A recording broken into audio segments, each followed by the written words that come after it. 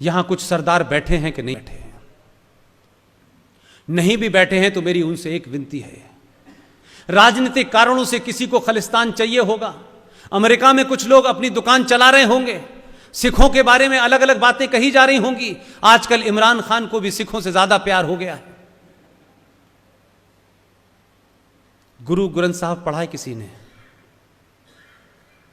उन्हीं सिखों से जो सनातन से निकले हुए हमारे एक भाई हैं, उनसे पूछना चाहता हूं, गुरु ग्रंथ साहब के अंदर 8344 बार हरि का जिक्र आया है, हरि शब्द आया है उसके अंदर। उसी गुरु ग्रंथ साहब के अंदर 2533 बार भगवान राम का जिक्र आया है। उसी गुरु ग्रंथ साहब के अंदर 17 बार 17 टाइम वाहे गुरु का जिक्र आया है कोई किताब ऐसी? हमसे कहा जा रहा है कि सिख अलग हैं, ये अलग लोग हैं। अलग नहीं हैं, राजनीतिक हालात के चलते इनको अलग बना दिया गया। ये हम में से गए थे, हमारे परिवार में से गए थे, इनको हमारे धर्म की रक्षा करने के लिए एक पुरुषार्थी आदमी को भेजा गया था। इनका पूरा इतिहास सनातन को बचाने में चला गया है। कुछ राजनीतिक दलों ने अपने नफे नुकसान के लिए इनका कत्ल दिल्ली में कर दिया और उस वक्त के प्रधानमंत्री ने देश के टेलीविजन पे आके कहा कि एक पेड़ गिरता है तो धरती हिल जाती है। अब उनके पास धरती नहीं है, धरती नहीं मिल रही उनको, इसलिए सारी जिम्मेदारी हमारी और आपकी है। इनका भी हाथ पकड़िए। यह करतारपुर हो सकता है इनकी भावनाओं का एक जगह हो। मैं नहीं कह रहा इस धर्म का वो आदमी जिसने कई बेहतरीन दुनिया की किताबें लिखी हैं, वो किस पार्टी का है वो मेरे लिए महत्वपूर्ण नहीं है, लेकिन आज की डेट में पंजाब के अंदर अगर सबसे ज्यादा कोई राष्ट्रवादी मुख्यमंत्री है, उसका नाम है कैप्टन अमरिंदर सिंह। वो किस पार्टी का है ये महत्व नहीं है। उसमें अपनी पार्टी के खिलाफ जाके ये कहने की हिम्मत थी कि ये करतारपुर मैं जानता हूं क्यों बना है, इसमें पाकिस्तान का नाफेरियस एजेंडा है।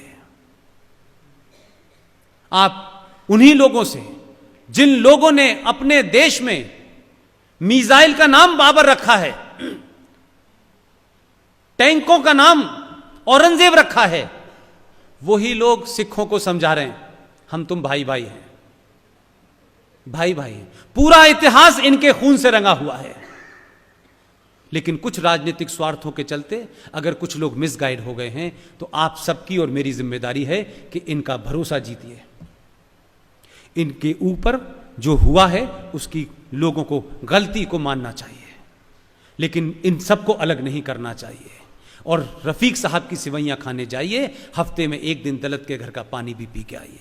जिस दिन इस देश में यह होने लगेगा, सनातन जिंदा हो जाएगा और सरकारें एक नहीं एक दिन में 10-10 फैसले लेंगी।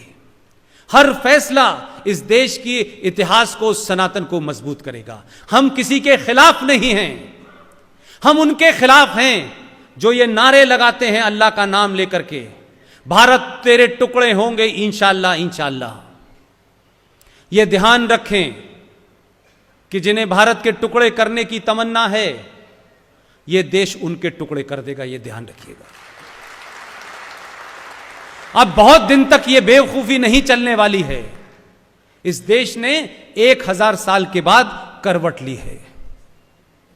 ये वापस किसी भुलावे में, किसी गुमराह में, किसी पॉलिटिकल जार्गन में मत फंसिएगा। आपकी राजनीति कोई भी हो, आपका राष्ट्र एक है।